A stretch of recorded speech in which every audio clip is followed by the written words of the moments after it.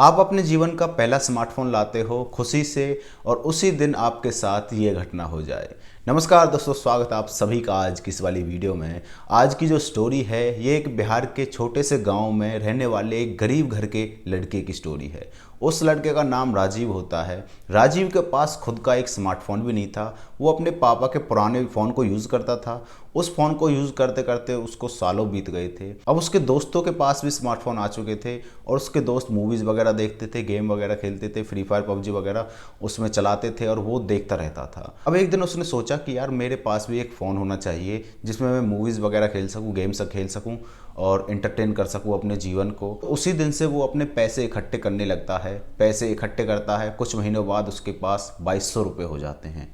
अब 2200 रुपये लेकर वो बाज़ार में जाता है। बाज़ार में एक दुकान पे जाके पूछता है, भाई साहब एक फ़ोन दिखा दो जिसमें गेम वगैरह मूवी वगैरह देख सकें। दुकानदार कहता है कि भाई साहब इतने पैसों में तो ऐसा फ़ोन नहीं आएगा, ये नॉर्मल सा फ़ोन ही आएगा, इसको तुम यूज़ कर लो। अब वो अपने सर पे हाथ रख के बैठ जाता है और वो कहता है कि भाई यार कितने पैसे चाहिए इसके लिए। अब घर जाता है वो अपने, इतने में ही उसका दोस्त उसके घर आ जाता है उससे बातचीत करने के लिए। उसका दोस्त जैसे उसके पास आता है तो वो अपने दोस्त को सारी बातें बताता है कि मेरे साथ ऐसे ऐसे हुआ। तभी उसका दोस्त एक बात कहता है कि पास वाले गांव में एक दुकान है, उस दुकान पे जाके तुम इस रुपए को ले जाना और तुम्हें सेकंड हैंड मोबाइल दे देगा वो, जिसमें तुम मूवीज़ वगैरह गेम्स वगैरह खेल सकते हो। नॉर्मल से छोटे मोटे गेम तो खेल ही सकते हो 2200 रुपये वाले मोबाइल में। सेकंड हैंड मोबाइल था तो कम पैसों में आ जाता। अब वो इस चीज़ के लिए हामी भर लेता है, मान जाता है। उसके दोस्त की बाइक को लेकर वो उस गाँव में पहुँच जाता है। उस गांव में जाकर उस दुकान पे पहुंच जाता है जो दुकान उसके दोस्त ने बताई थी कि इस दुकान पे जाना, यहाँ पर सेकंड हैंड मोबाइल मिलेंगे। उस दुकान में भीतर जाता है तो वो दुकानदार उसको फ़ोन दिखाता है। फ़ोन दिखाता है उसको 2100 रुपये में एक मोबाइल मिल जाता है। अच्छा खासा मोबाइल था। अब 100 रुपये उसके फिर भी बच गए थे। अब वो सोचता है कि यार जिस दोस्त ने मेरी मदद की उसकी बाइक में पेट्रोल गिरवा देता हूँ। पेट्रोल डलवा के वो अपनी बाइक को गांव ले जाता है और गांव ले जाके उस दोस्त को दे देता है। गांव ले जाके उस दोस्त को बताता है कि भाई मेरे 2100 रुपये में ये मोबाइल आ गया मेरा, और तुम्हारा बहुत बहुत शुक्रिया जो मुझे मोबाइल दिला दिया। अब वो मोबाइल को लेकर घर जाता है। अब उसने अपने माँ बाप को मोबाइल के बारे में कुछ नहीं बताया था क्योंकि उसके माँ बाप गरीब थे। उसके माँ बाप चिल्लाते उसके ऊपर, मारते पीटते कि तू इतना महंगा मोबाइल कहाँ से ले आया।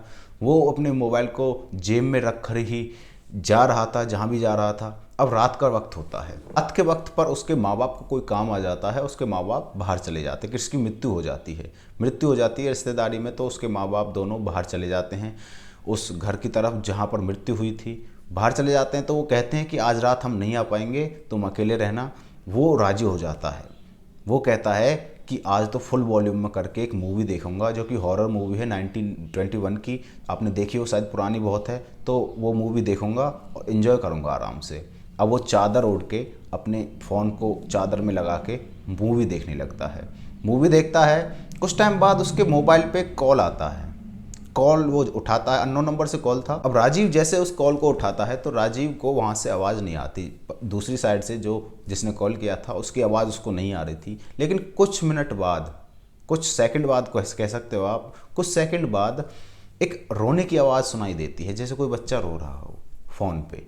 अब राजीव को ये लगता है कि कहीं मिसकम्युनिकेशन तो नहीं हो गया, शायद कोई नेटवर्क प्रॉब्लम हो, कहीं मिला, दूसरी जगह मिला रहे हो और यहाँ पर मिल गया हो, और उस फ़ोन को काट देता है। फ़ोन को काटता है, लेकिन रोने की आवाज़ तो बंद होनी चाहिए थी क्योंकि मोबाइल से रोने की आवाज़ आ रही थी। जैसे फ़ोन कटना चाहिए तो रोने की आवाज़ भी बंद होनी चाहिए, लेकिन उसको रोने की आवाज़ फिर भी आ रही थी। अब वो रोने की आवाज़ मोबाइल से नहीं बल्कि उसके रसोई में से आ रही थी।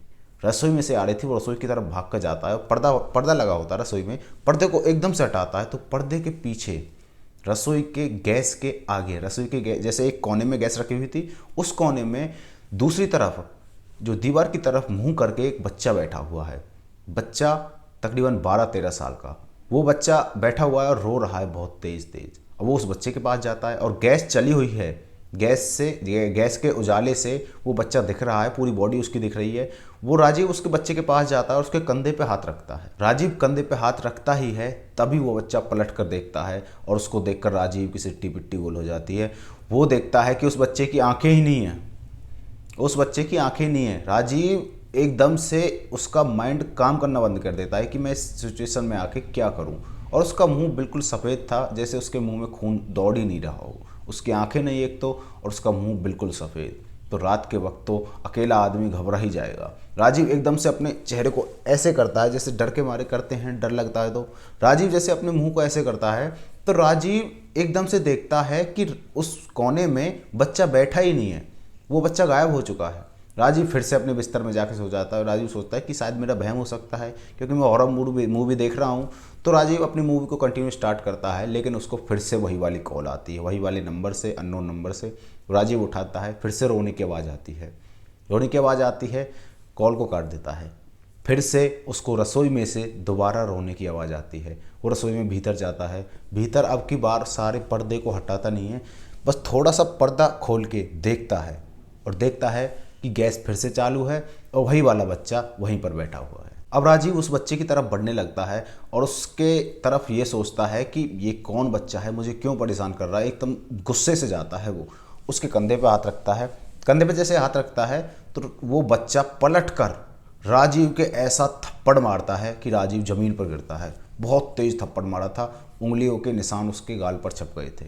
अब वो जैसे उठता है थप्पड़ खा के, राजीव देखता है कि वो बच्चा फिर से गायब हो चुका है, वो बच्चा वहाँ पर है ही नहीं।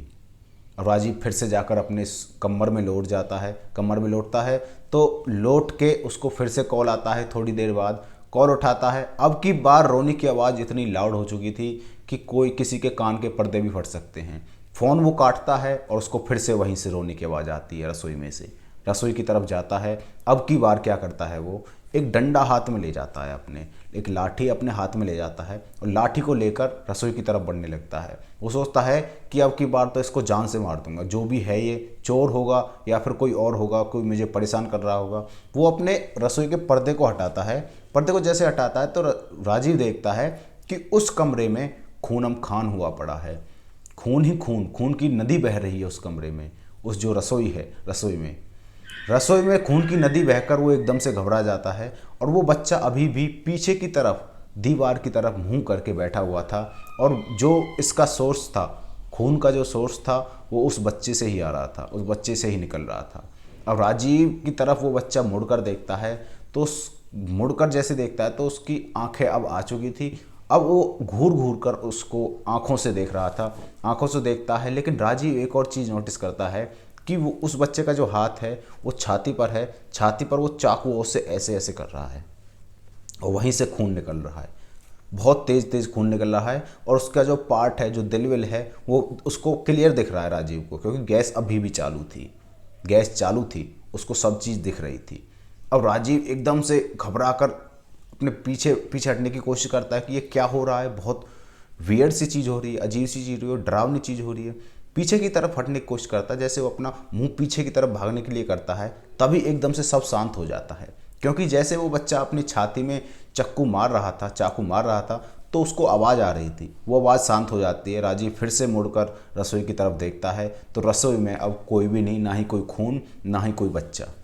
अब राजीव सोच गया था कि या तो मैं पागल हो गया हूँ या फिर इस फ़ोन में कुछ है। वो समझ गया था, क्योंकि जब जब भी कॉल आता है, जब ही ये कांड हो रहा है। अब राजीव सोच गया था कि भाड़ में जाए मूवी, अब मैं इस फ़ोन को रखकर सो जाता हूँ। राजीव का फ़ोन फिर से बजता है, लेकिन राजीव अब की बार उस फ़ोन को नहीं उठाता है, नहीं उठाता है। वो सोचता है कि किसी तरीके से रात बीत जाए, बस रात बीतने को वेट करता है। किस्मत से उसकी रात बीत जाती है, लेकिन पूरी रात वो फ़ोन बजता ही रहा। कुछ कुछ मिनट बाद वो फ़ोन फिर से आता, वो बजता ही रहा। अब वो सुबह उसी दुकान वाले के पास जाता है जिस दुकान से उसने फ़ोन लिया था। उस दुकानदार के पास जाता है तो देखता है कि दुकान तो बंद है। और साइड वाले जो भाई साहब काम कर रहे थे, जो दुकान वाले थे, उनसे पूछता है कि भाई ये दुकान वाला क्यों नहीं आया। वो दुकान वाला बताता है कि इस दुकान वाले की रात में जब एक शादी में जा रहा था, तो जब शादी से लौट रहा था तब इसकी मृत्यु हो गई, एक एक्सीडेंट के कारण ट्रक ने इसको टक्कर मार दी और ये ऑन द स्पॉट वहीं पर ख़त्म हो गया। अब राजीव सोचने लगता है कि ये इस फ़ोन में ही कुछ ना कुछ गड़बड़ है, जब ही ये काम हो रहा है। अब राजीव करता क्या है कि उस फ़ोन को उठाकर पास वाली नदी में जाकर बहा देता है, नदी में जा बहा देता है और कहता है कि माता रानी, हमारे परिवार को ऐसी बुरी शक्तियों से दूर रखना, अब मैं इस फ़ोन को तुम्हारे पास रख कर जा रहा हूँ। ऐसा कहकर वो अपने घर लौट जाता है और आज तक उसके साथ कभी भी ऐसी चीज़ नहीं हुई जब से वो फ़ोन उसने नदी में डाला है। तो दोस्तों आपको कैसी लगी ये वाली स्टोरी, वीडियो अच्छी लगी तो वीडियो को लाइक एंड चैनल को सब्सक्राइब जरूर कर देना। मिलते हैं किसी नेक्स्ट वीडियो में, तब तक के लिए बाय बाय।